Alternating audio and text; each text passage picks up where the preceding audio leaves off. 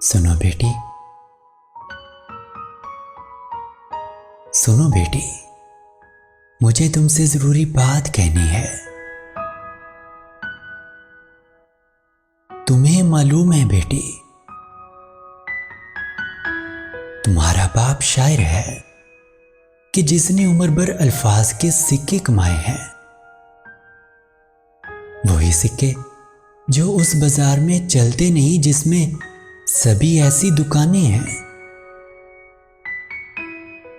जहां कागज के टुकड़ों के ओज कुछ ख्वाब बिकते हैं, जहां पर बेटियों के कीमती अरमान बिकते हैं। सुनो बेटी, तुम्हारे ख्वाब और अरमान उन लफ्जों के सिक्कों से खरीदे जा नहीं सकते जो मेरा कुल असासा है।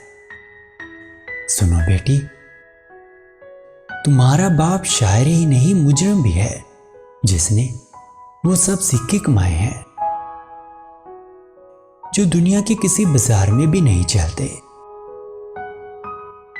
खुशी में ढल नहीं सकते। सुनो बेटी, मेरा एक आश, लफ्जों से कोई रिश्ता नहीं होता। मैं मंडी में तिजारत करके वो कागज कमाता जो हर एक अरमान, हर एक ख्वाब की कीमत चुका सकते, तुम्हारा घर सजा सकते, तुम्हें दुल्हन बना सकते। सुनो बेटी, मुझे तुमसे जरूरी बात कहनी है।